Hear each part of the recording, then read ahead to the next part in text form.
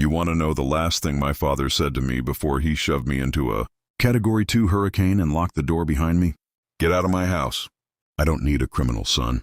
I was 15 years old. No jacket, no phone, no wallet. Just a school backpack with geometry homework inside and rain already hammering through my hoodie like bullets. 3 hours later, the police called him. When he heard what they found, I watched through the squad car window as his face drained of every drop of color. But by then, it was already too late for apologies. Too late for second chances. Too late for anything except the truth. My name is Oliver Chen. I'm 29 now. Sitting in my Seattle apartment watching sheets of rain blur the city lights below. There's an envelope on my coffee table. Shaky handwriting on cheap hospice stationery. After 14 years of absolute silence, my father wants to see me. Says he's dying. Says he needs to apologize before it's too late. Says he finally understands what really happened that night. Funny thing about rain. Most people find it peaceful, calming. The kind of background noise that helps you sleep. For me, it's a time machine. Every drop takes me back to October 23rd, 2010, the night my older brother destroyed my life with 3 planted evidence bags and a performance that would have won him an Oscar. The night I learned that blood doesn't mean loyalty and family doesn't guarantee love. The night I walked 9 miles through a hurricane thinking I might not make it to sunrise. Remember coming home from school that Friday like it was any other autumn afternoon. Backpack slung over one shoulder. Head full of the geometry test I'd just crushed.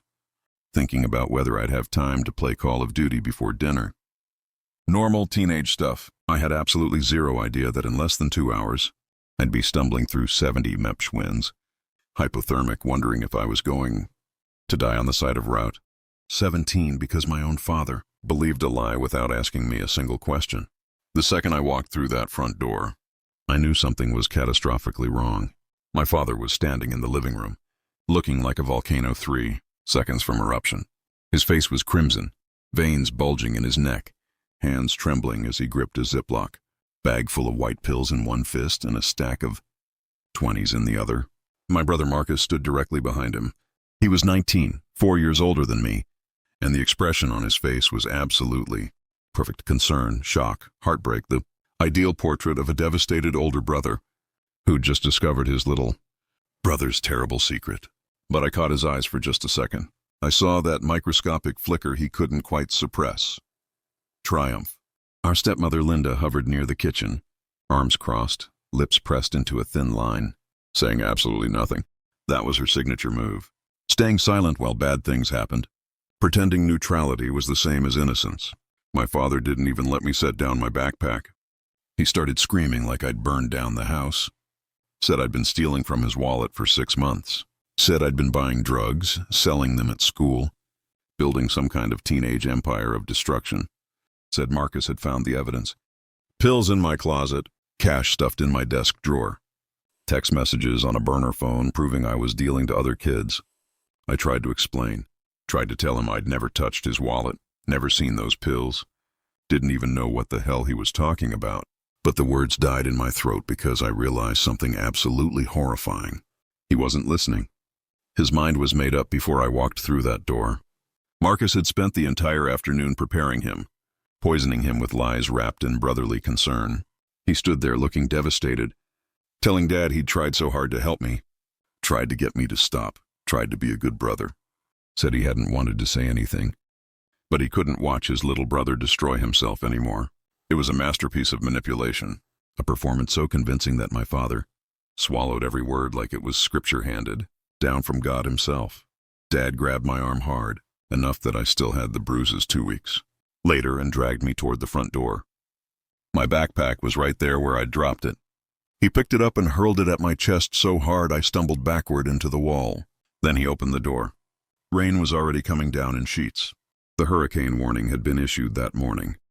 The temperature had dropped 20 degrees since noon. Wind was bending trees like they were made of rubber, and my father looked me dead in the eyes and said those words again. Slower this time, making sure I understood. Get out of my house. I don't need a criminal son. He shoved me onto the porch. The door slammed. The deadbolt clicked with a finality that echoed in my chest. And just like that, at 15 years old, I was homeless. In a hurricane, I stood on that porch for maybe 3 minutes, completely frozen. Not from the cold, though that was coming fast, but from pure shock. I kept waiting for the door to open, waiting for someone to say it was all a misunderstanding, some kind of terrible joke. Nobody came. My phone was sitting on my bedroom desk. I wasn't allowed to grab anything except what was already in my hands. My backpack had textbooks, a half-eaten protein bar, and absolutely nothing useful for surviving a hurricane. No jacket, no money, no way to call for help. This was 2010. Smartphones existed, but I didn't have one. My flip phone was inside, and even if I'd had it, who was I supposed to call? The only family I had just threw me out, so I started walking. My body moved on autopilot toward the only safe place I knew. My grandfather James's house, 9 miles away. My mom's dad, the one person who'd always treated me like I mattered, like I was worth something. 9 miles doesn't sound like much when you're driving in normal weather. When you're walking through a Category 2, hurricane in a thin hoodie and sneakers with holes in them, it might as well be 900 Route 17 stretched ahead of me into darkness. Rain coming down so hard I could barely see 10 feet in front of me. Cars hydroplaned past without slowing down. Their headlights just blurry halos in the storm. I was just a shadow on the roadside, something nobody wanted to look at too closely. After the first mile, my clothes were soaked completely through. After the second mile, I couldn't feel my hands anymore. After the third mile, my teeth were chattering so violently I thought they might shatter. But I kept walking. What else could I do? Go back and beg my father to believe me? He'd already made his choice. I had nowhere else to go except forward, one numb step at a time, fighting against wind that kept trying to shove me into the road. Here's what most people don't know about hypothermia. It doesn't hit you all at once like in the movies. It creeps up slowly, shutting down your body piece by piece. First your extremities go numb. Then your thinking gets foggy. Your movements get clumsy, uncoordinated. And eventually, sitting down for just a minute starts to seem like the best idea in the world. Just a quick rest. Just until you catch your breath. Just close your eyes for 1 second. I made it about 6 miles before my legs gave out. There was a gas station ahead. Lights blurry through the rain, but I never made it there. My knees just buckled. 1 second I was walking. The next I was on the gravel shoulder, rain hammering down on me, and everything was going dark around the edges. The last thing I remember thinking was that I was going to die on the side of Route 17 because my brother wanted drug money and my father believed him without asking a single question. Then everything went black. 3 hours after throwing his son into a hurricane, my father's phone rang. The voice on the other end was cold, professional, absolutely devoid of sympathy. Mr. Chen, this is Sergeant Matthews with the State Police. Your son was found unconscious on Route 17 approximately 45 minutes ago. Severe hypothermia, possible head trauma from a fall. He's being transported to County Medical Center as we speak. There was a pause. Then the sergeant's voice got even colder. Sir, Child Protective Services has been notified. We also need you to come to the hospital immediately and bring whatever evidence you have regarding your son's alleged criminal activity. Because right now, what we have is a 15-year-old boy expelled into a Category 2, hurricane with no coat, no phone, and no way to seek help. We have some very serious questions about your decision-making. My father's face went white as paper. I know because the hospital staff told me later. They said he looked like a man watching his entire world collapse in real time, frame by frame. Marcus was standing right next to Dad when that call came through. And for the first time in probably a decade, his perfect mask slipped. Just for a second, but it was enough. Because here's the thing about that night, the thing that changed absolutely everything. The person who found me wasn't just some random driver. His name was Detective Raymond Torres. 25 years with the state police, 15 years working juvenile crimes. He'd seen every kind of abuse, every kind of neglect, every kind of lie that parents tell themselves about their children. And he knew exactly what he was looking at when his headlights caught a teenage boy collapsed on the shoulder in hurricane conditions. No coat, no phone, no one looking for him. He wasn't about to let it slide. My father thought he was solving a problem that night. Thought he was cleaning house, cutting out the bad element, protecting his family from a criminal son who didn't deserve his love. What he actually did was light a fuse on a bomb he didn't even know existed, and he had absolutely no idea what was about to explode in his face. Before we go any further, if you're hooked on this story, do me a favor and hit that subscribe button. Drop a comment telling me where you're watching from and whether you think my father deserves forgiveness. I read every single one. Your support means everything. Now let me take you back to where this all started. Because to understand what happened that night, You need to know how my brother turned into the kind of person who'd destroy his own family for cash. My mother, Sarah, died in 2005, leukemia. I was 10 years old. Marcus was 14. One day we had a mom who made pancakes on Sunday mornings and came to every single one of my soccer games, even the ones where I mostly sat on the bench. The next day we were standing in a hospital room, watching machines beep slower and slower until they just stopped. My father didn't handle it well. That's putting it extremely mildly. He basically shut down completely. Went to work, came home, planted himself in his recliner, stared at the TV without actually watching anything. The house could have burned down around him, and I'm genuinely not sure he would have noticed. So Marcus stepped up. At 14 years old, he became the one making dinner, signing permission slips, making sure I got to school on time. He became the responsible one, the mature one, the son my father could depend on, and Dad praised him for it constantly. What would I do without you, Marcus? You're the man of the house now, Marcus. You're holding this family together. Marcus, I don't think my father ever once asked how Marcus was handling our mother's death. He just expected him to handle everything else. Instead, looking back now with 14 years of distance, I can see what was happening. Marcus wasn't coping with grief. He was building an identity around being the savior, the golden child, the indispensable one. And when you build your entire self-worth around being better than someone else, you need that someone else to stay beneath you. That someone else was me. It started small.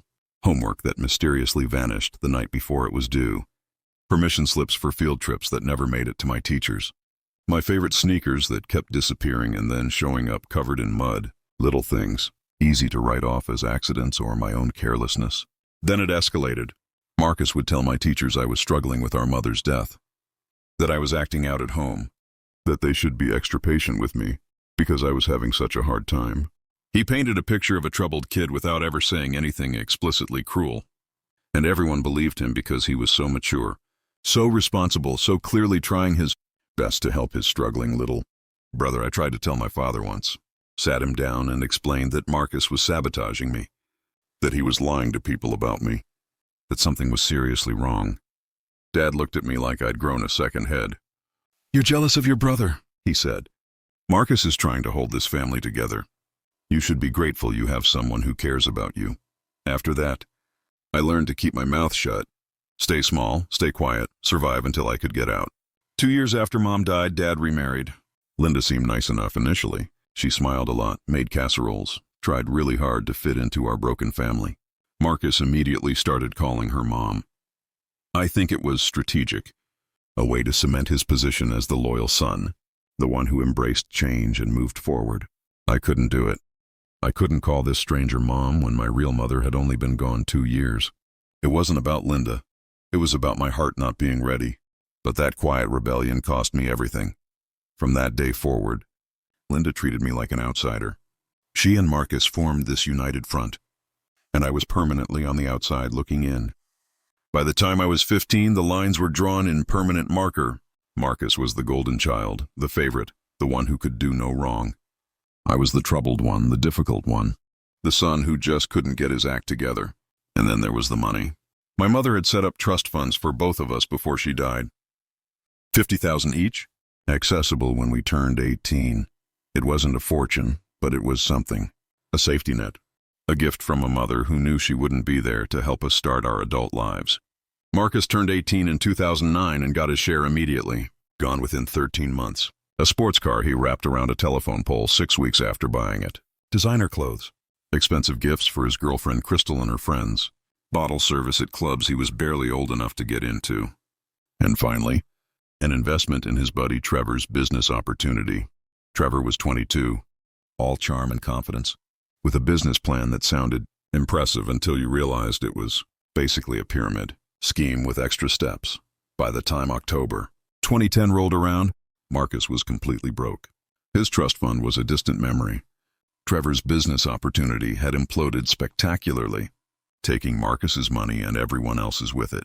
Crystal had dumped him for a guy with an actual job, and my $50,000 was just sitting there, untouchable until 2013 when I'd turn 18, unless something happened to me first. See, my mother's trust had a protection clause she probably thought would help us. If either son was declared legally incompetent or institutionalized before age 21, His share would be managed by a court-appointed family guardian until he recovered or turned 25. Marcus and Trevor figured out what that meant.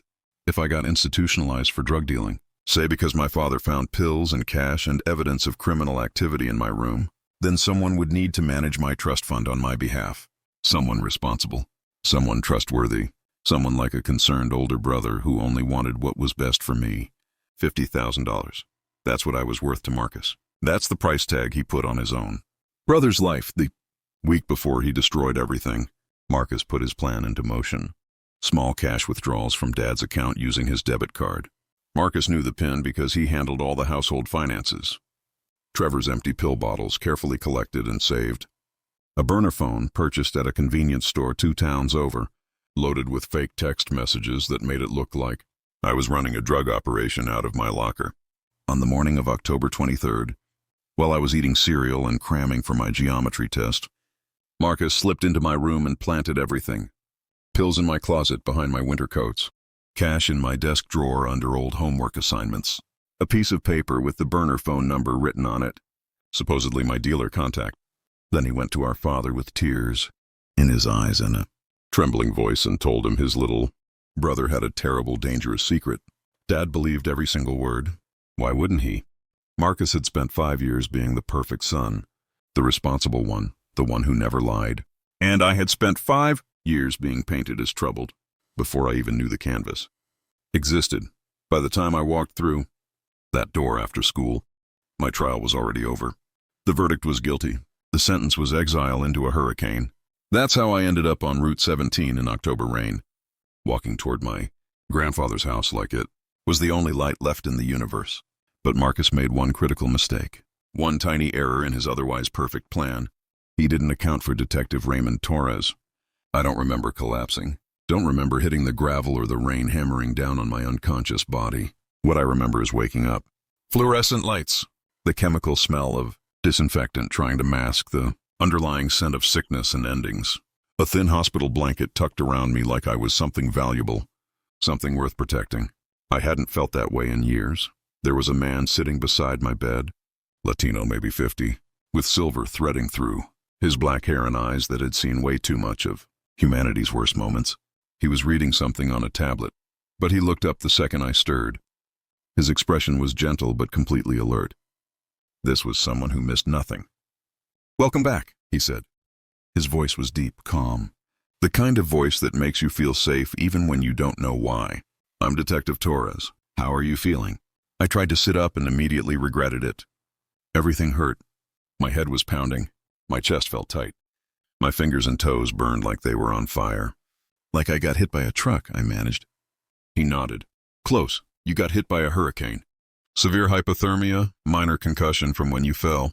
The doctors say you're lucky I found you when I did. Another 20 minutes and we'd be having a very different conversation." I looked at him, really looked at him, and something clicked. The uniform, the badge, the way he was watching me like I was a puzzle he was determined to solve. "Am I in trouble?" I asked. Detective Torres leaned back in his chair. "That depends. Why don't you tell me why a 15-year-old kid was walking alone on Route 17 in Category 2, hurricane conditions with no coat, no phone, and apparently nowhere to go?" So I told him everything, the accusations, the planted evidence, Marcus spending 5 years undermining me, the years of being painted as troubled when I was just trying to survive. I told him things I'd never told anyone because no one had ever actually asked. Detective Torres listened without interrupting, without judging, without that skeptical expression adults get when teenagers try to explain their side of things. When I finished, he was quiet for a long moment. Then he said 7 words that changed my entire life. "I believe you, and I'm going to prove it." While I was unconscious, things had been happening fast. The hospital contacted police because a minor had been found in a life-threatening situation. Police tried to contact my next of kin, which meant calling my father. Detective Torres had personally made that call, and he'd made sure to include some very specific information. Child Protective Services had been notified. There would be an investigation into why a 15-year-old was expelled into dangerous weather with no resources. Evidence would need to be examined by professionals, not just accepted at face value. My father and Marcus arrived at the hospital around 9:30 that night. I was awake by then, sitting up in bed with Detective Torres on one side and a CPS investigator named Patricia Okonkwo on the other. Also in the room was a uniformed officer taking notes. Not exactly the scene my father was expecting. Dad looked shaken. Not guilty yet, just confused and angry. Like this was all some massive inconvenience that I'd somehow caused. Marcus was right behind him. And for the first time in my entire life, I saw genuine fear flicker across his face. The smug satisfaction from earlier was completely gone. They expected to find a scared, apologetic kid ready to confess and beg to come home. Instead, they found a room full of professionals, asking very specific questions about why a child was abandoned in hurricane conditions, with no means of communication or protection. The power dynamic had shifted violently, and Marcus felt it like a punch to the gut. He tried to run his usual script. Concerned older brother, troubled younger brother. We just want what's best for him. But Patricia Okonkwo wasn't buying it. She'd been a CPS investigator for 18 years, and her bullshit detector was finely calibrated. Marcus was setting off every alarm she had. Then my grandfather arrived. James Chen was 68 years old, 5'6" of concentrated determination, and he was absolutely not in the mood for anyone's excuses. My mother had been his only daughter, and I was his only grandson, and he had never trusted my father or his new family. He lived an hour from the hospital, made it in 35 minutes. I heard him before I saw him, that distinctive rapid footfall of a small man moving with purpose. He swept into my room like a compact hurricane himself and immediately positioned himself between me and my father. "That's my grandson," he announced to everyone present. His voice was steady, but his eyes were blazing. Someone better explain to me why he was walking through a hurricane alone. My father tried to justify himself, started talking about the drugs, the stealing, the evidence Marcus had found.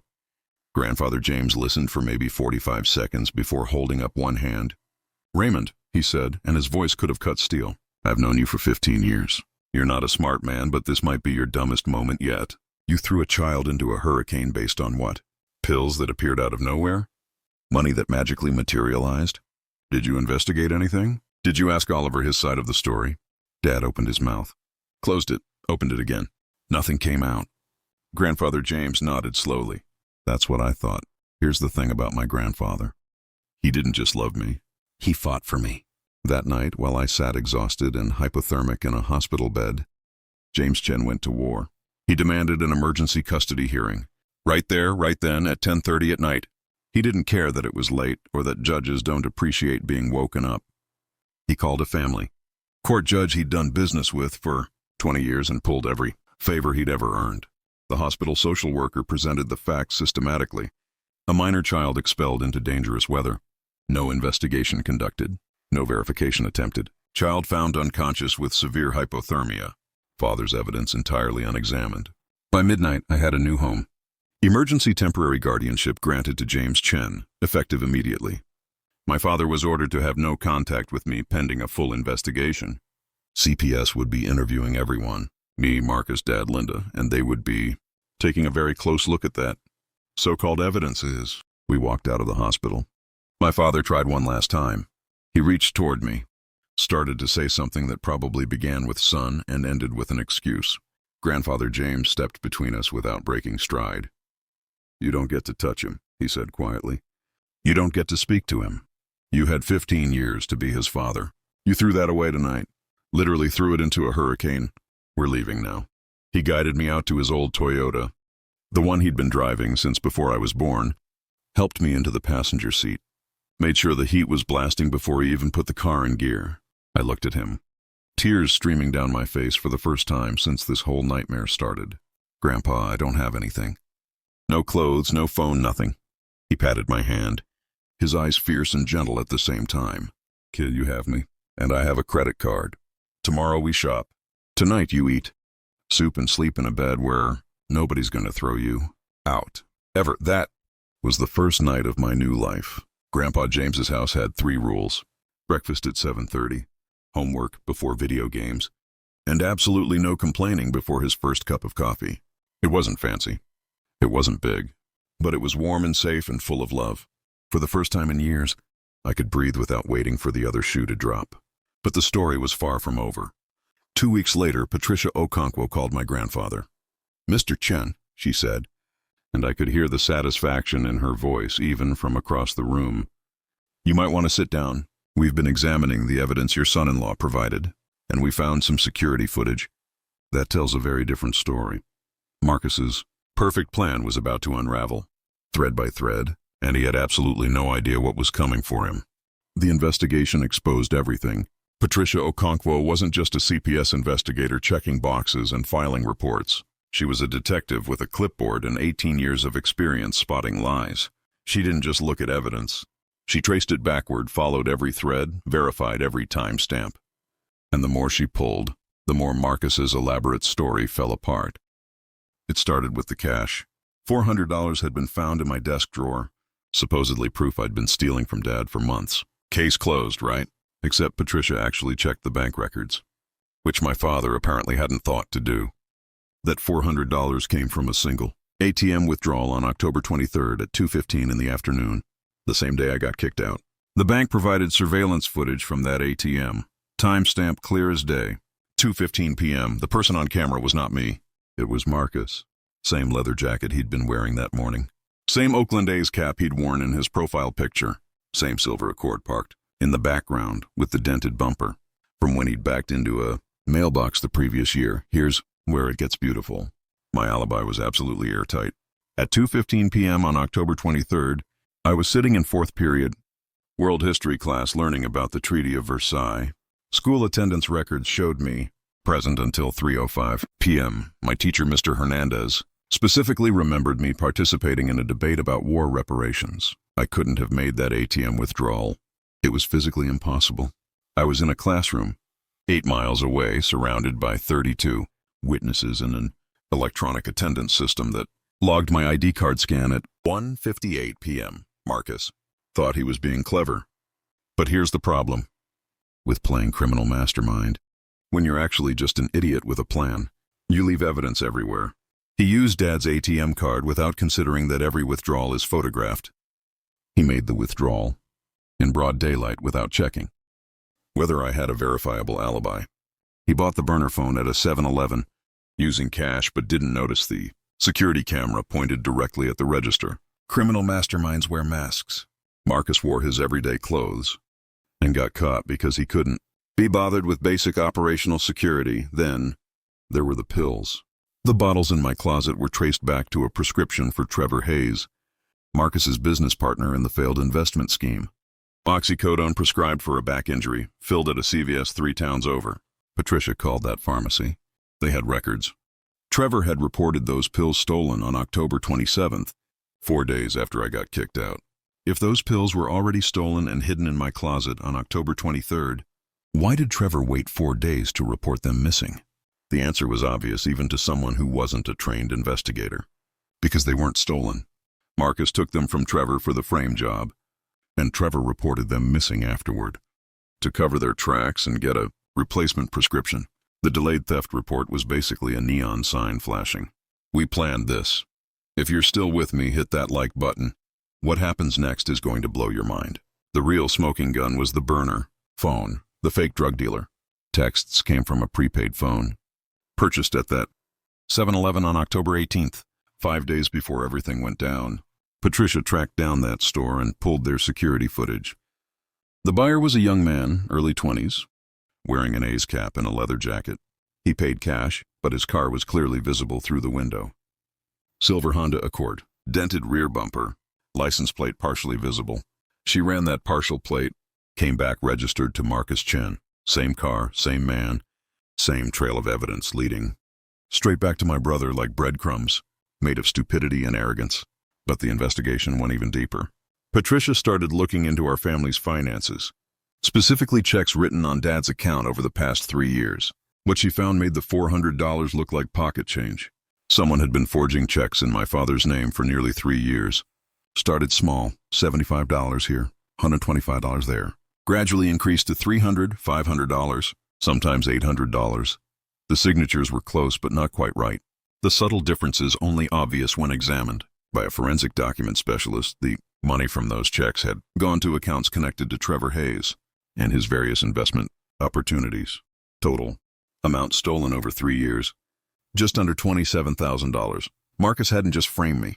He'd been systematically robbing our father for years, and he needed me gone before anyone started connecting the dots.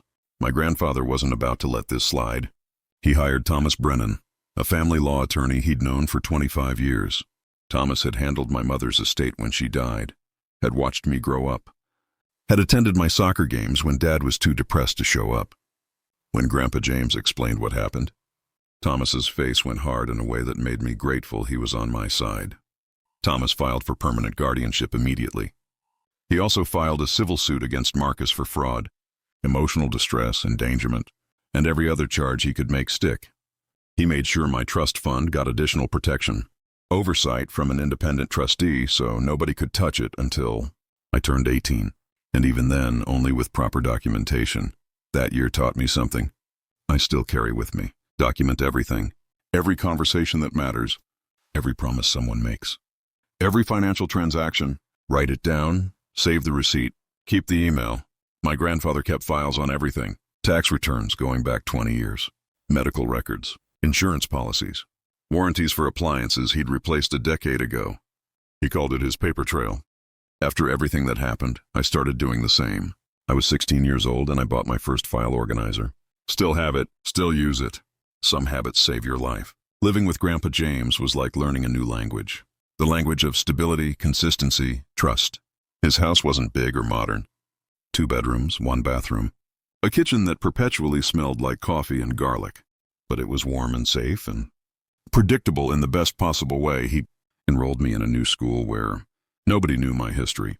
Nobody had heard Marcus's carefully constructed narrative about his troubled little brother. I made actual friends for the first time in years. People who liked me for who I was, not who they'd been told I was.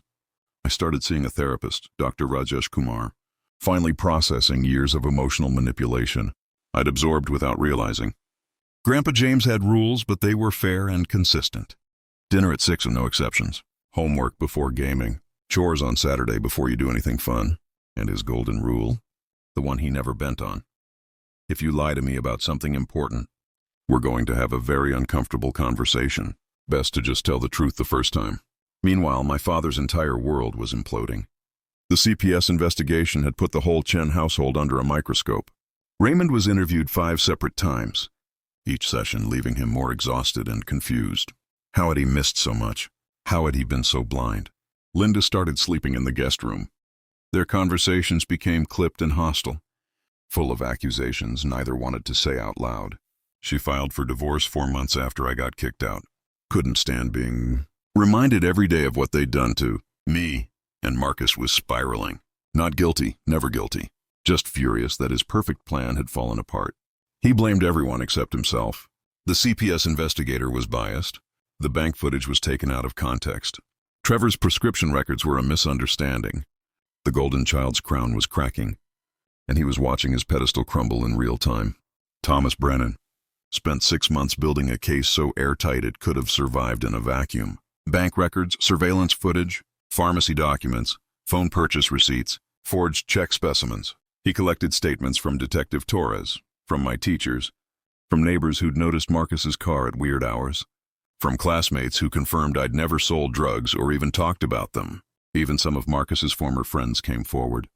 Turned out he'd screwed over a lot of people in his time, and they were happy to share stories about his lies, his manipulations, his complete inability to take responsibility for anything. The court date was set for April 2011, but 6 weeks before the hearing, something unexpected happened. Trevor Hayes got arrested in Arizona. Federal marshals picked him up for securities fraud. He'd been running the same investment scam in 5 different states, stealing from over 200 people, mostly retirees and immigrants who trusted him with their life savings. Total amount stolen, over $1.2 million. He was facing serious federal time, possibly 20 years. His lawyer made a phone call 48 hours later. Trevor was ready to cooperate, ready to cut a deal, ready to tell the truth about everything, including his partner Marcus, Chen, and what they'd done to frame a 15-year-old kid. The walls were closing in, and Marcus had nowhere left to run. Trevor Hayes was a lot of things. Con artist, liar, scammer, predator who built his life on other people's trust. But loyal? Not even close. The second federal prosecutors offered him a reduced sentence in exchange for cooperation. He gave them everything. His written statement was 18 pages long, single-spaced, devastating. He confirmed every detail. The frame job had been Marcus's idea from the beginning. Marcus had been stealing from Dad for years, funneling money into Trevor's schemes. When the theft was getting harder to hide, Marcus decided he needed a scapegoat. That scapegoat was me. Marcus figured I was perfect. The troubled younger brother, the one who didn't fit in, the one nobody would believe anyway. He told Trevor that getting me institutionalized would solve everything. He'd have someone to blame for the stolen money, and he'd get control of my trust fund as my legal guardian. $50,000 to split between them, while I rotted in some facility for troubled teens. Trevor documented everything in his statement, the planning sessions at his apartment, the pill bottles he provided from his own prescription, the burner phone Marcus bought, the morning Marcus planted the evidence while I was at school. He even included text messages between them from the days before October 23rd, messages that proved beyond any doubt this wasn't impulsive or accidental. It was calculated, premeditated, cold. His final paragraph stayed with me. Marcus said his brother was a nobody who wouldn't fight back.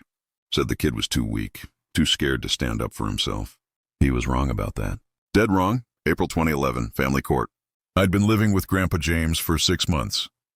I'd gained 15 pounds of healthy weight, made honor roll at my new school, started playing soccer again, started remembering what it felt like to be a normal teenager without constantly looking over my shoulder. But walking into that courtroom, I felt 15 again. Small, scared, wondering if anyone would actually believe me. Grandpa James squeezed my shoulder. Thomas Brennan nodded reassuringly. And Detective Torres was there in the gallery, wearing civilian clothes. Same calm expression he'd had the night he found me. The hearing was supposed to be simple. Make Grandpa's temporary custody permanent. Establish support obligations, basic procedural stuff. But it turned into something much bigger. The district attorney had gotten involved. With Trevor's confession and the mountain of evidence Patricia had compiled, this wasn't just family court anymore. Criminal charges were on the table. Marcus sat on the other side of the courtroom, with a public defender he'd met an hour earlier. He looked smaller than I remembered. The confident golden child who'd controlled our household for a decade now looked like exactly what he was. A scared 20-year-old whose lies had finally caught him. Dad sat alone in the back row. Linda was gone, moved to Colorado with her sister, wanted nothing to do with any of us. He looked like he'd aged 15 years in 6 months. The evidence was presented methodically, professionally, brutally. ATM footage showing Marcus at 2:15 p.m. My school attendance proving I was 8 miles away at that exact moment. Pharmacy records showing Trevor's delayed theft report. Security footage from 7-Eleven showing Marcus buying the burner phone. 3 years of forged checks totaling $27,000. And Trevor's confession, read into the record word by devastating word. When Marcus took the stand, he tried to maintain his story. Tried to look confused and concerned and deeply worried about his troubled brother. The prosecutor wasn't having it. "Mr. Chen," she said, displaying the ATM photo on a screen. "Is this you at First National Bank on October 23rd at 2:15 p.m.? Marcus swallowed hard, stared at the image of himself, clear as daylight. I was getting money for gas." "Gas?" The prosecutor nodded slowly. $400 in cash for gas? Marcus said nothing. "And you didn't mention this withdrawal to your father when you accused your brother of stealing that exact amount later that same day?" Silence. "And this ATM is 8 miles from your brother's school, a school where records show he was present until 3:05 p.m. Can you explain how he could have made this withdrawal while sitting in world history class?" Nothing.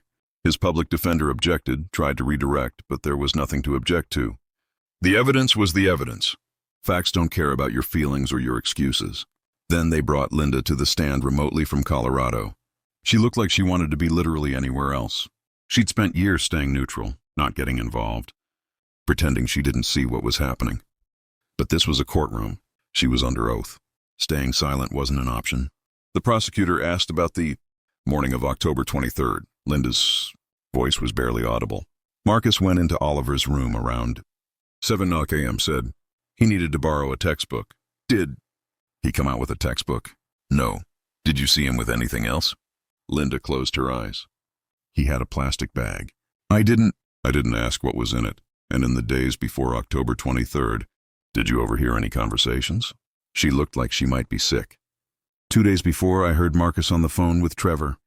He said everything's ready, and then he laughed. The courtroom went silent except for the sound of the court reporter's fingers on her machine. When they called my father to testify, I almost felt sorry for him.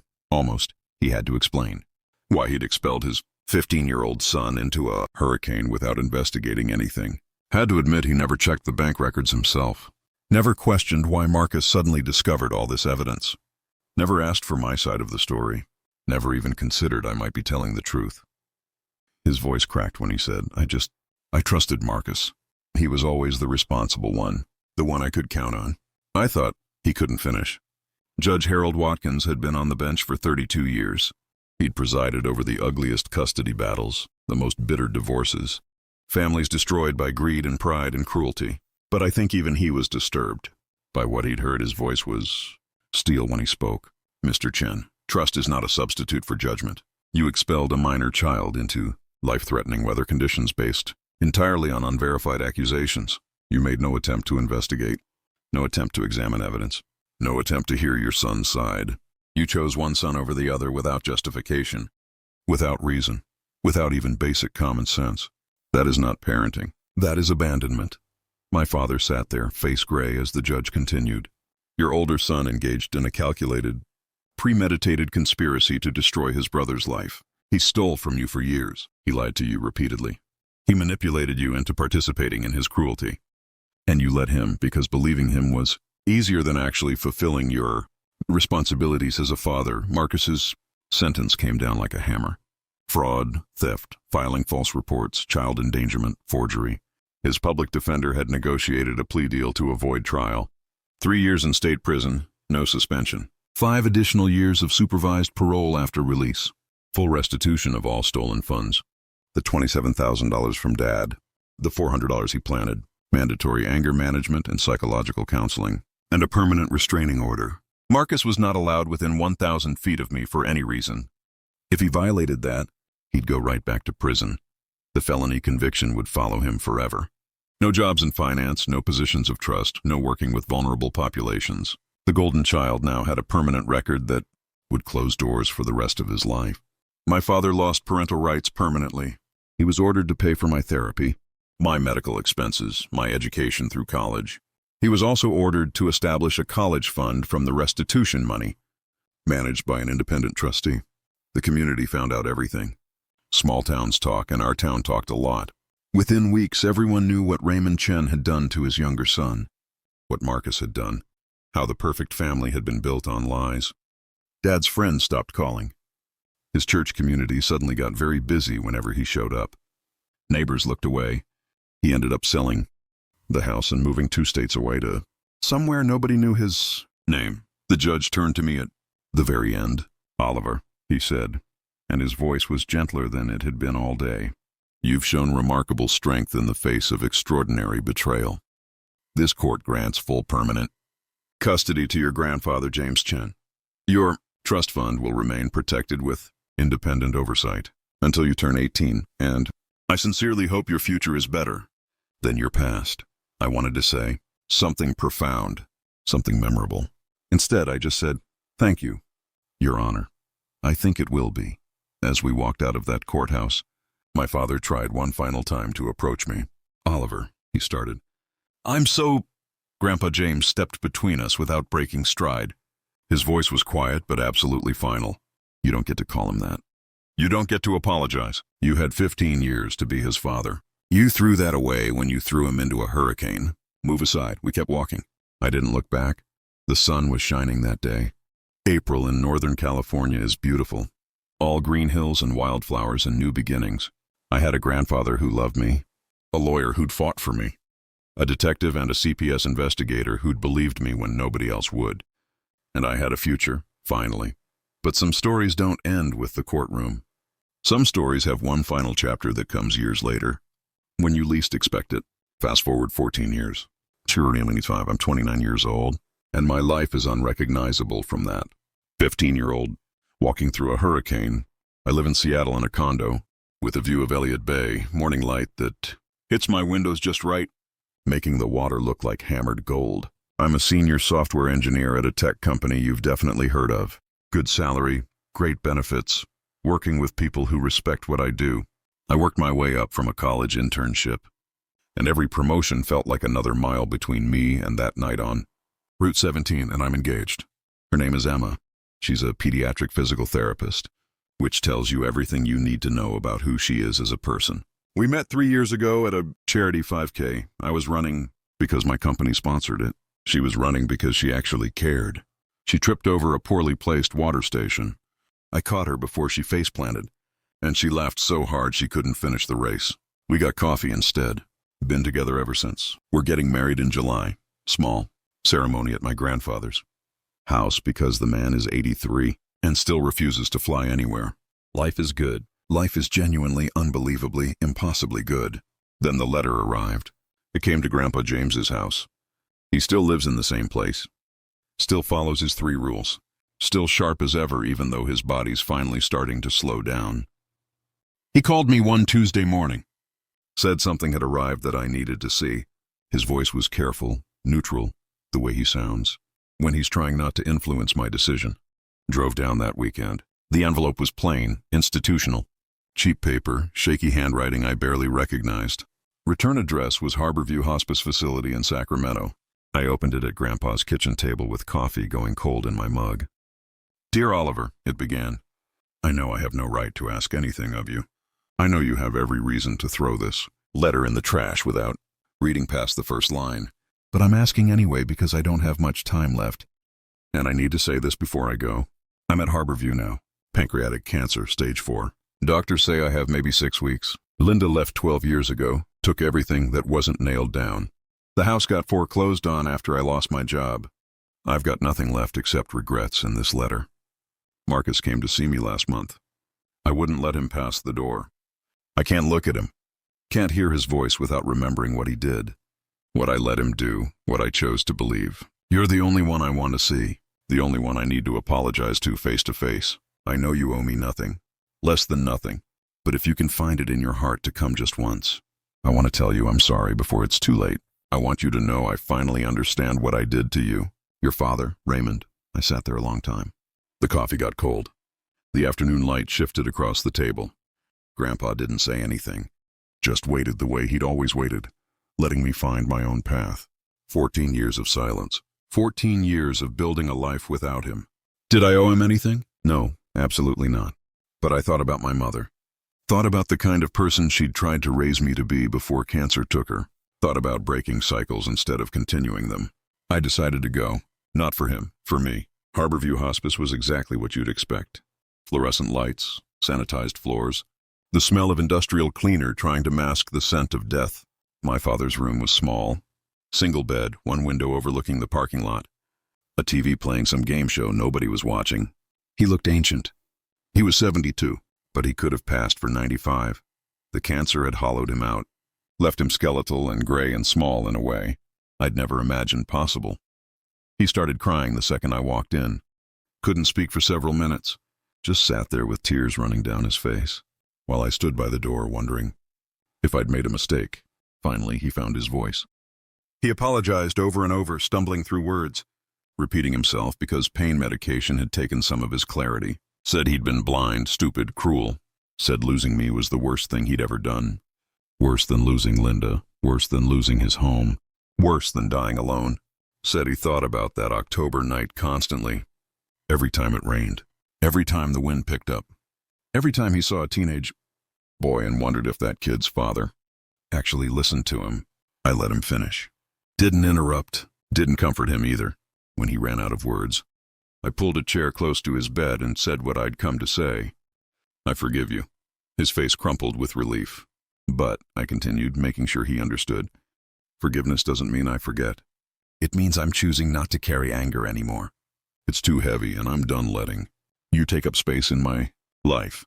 You threw me into a hurricane because believing a lie was easier than being a father. You didn't believe Marcus because the evidence was good. You believed him because he made you feel good about yourself. Because he was the son who didn't remind you of everything you lost when Mom died. I was 15 years old, and you chose comfort over truth. You chose your own feelings over your own child. I built my entire life without you. Put myself through college on scholarships and my trust fund.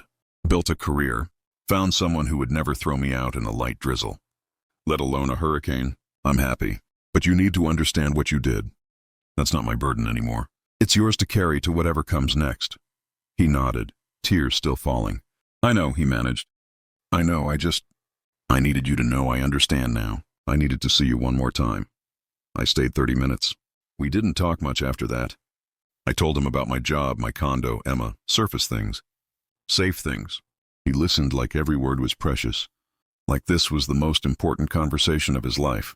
When I stood to leave, he reached out with a trembling hand. Not grabbing, just reaching. I let him touch my hand for a moment. Then I walked out. In the hallway, a nurse stopped me. You're his son? The younger one. I nodded. She glanced back toward his room, then at me. Your brother came by 3 weeks ago. Your father refused to see him. Told us to send him away every time he calls. I went very still. He wouldn't see him? She shook her head.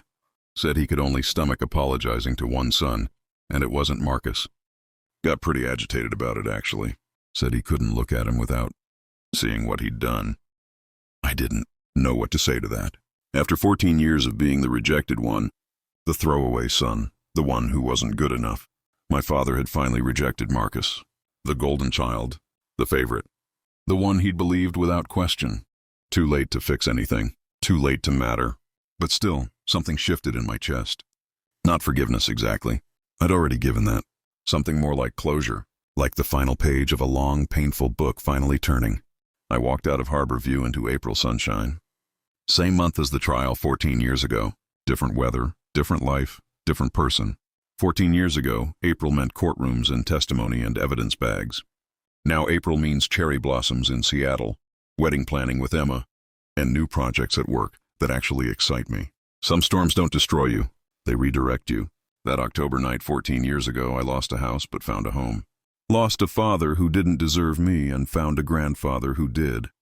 Lost a brother who never loved me and found myself. Colin was waiting when I got back to Seattle. Thai takeout on the counter, our favorite show queued up. That patient expression he gets when she knows I need time to process. How'd it go? She asked. I set my keys down and pulled her close. I think I'm finally done, I said. I think I can let it go now. She wrapped her arms around me and didn't ask anything else. That's Emma. She knows when to push and when to just be there. It's one of about 1,000 reasons I'm marrying her. Next month, we're having the wedding at Grandpa James's house. Small ceremony, close friends, people who actually matter. Grandpa's already planning the menu. His famous garlic chicken is definitely on the list. And yes, we're having a full bar because the man is 83 and says he's earned the right to get tipsy at his grandson's wedding. And somewhere out there, Marcus is probably working some dead-end job, living in a cheap apartment, wondering where his life went wrong. My father is in hospice, alone with his regrets and maybe 6 weeks left. Linda is probably in Colorado pretending none of us ever existed. But me, I'm in Seattle. I've got a career I built from nothing. A woman who loves me exactly as I am. A grandfather who will probably outlive all of us through sheer stubbornness and spite. And yes, I finally have that life I imagined walking through that hurricane. The one where I matter, where people believe me, where I'm not the troubled one or the throwaway, or the son who wasn't worth keeping. Here's what I learned from all of this, and I want you to really hear this because it might save you someday. When people show you who they are, believe them the first time. Marcus showed me for years that he was willing to hurt me to elevate himself. I ignored it because he was my brother. When people believe lies about you without investigation, they're telling you where you rank in their priorities. My father showed me I ranked below his comfort. Accept that truth and build your life accordingly. And finally, document everything. Every text message, every email, every promise, every transaction. The truth matters, but only if you can prove it. Keep records. Take screenshots. Save receipts. Your future self might need that evidence someday. 14 years ago, I was a 15-year-old kid walking through a hurricane thinking I might not survive the night. Today, I'm a 29-year-old man who survived, thrived, and built something beautiful from the wreckage. That's not a miracle. That's what happens when you refuse to let other people's lies become your reality. If you made it this far, thank you for listening to my story. Hit that subscribe button if you haven't already, and let me know in the comments if you think my father deserved forgiveness, or if I should have just thrown that letter away. I read every comment. Your support means everything. And remember, some storms are just redirections to better weather. You've got this. I'll see you in the next one.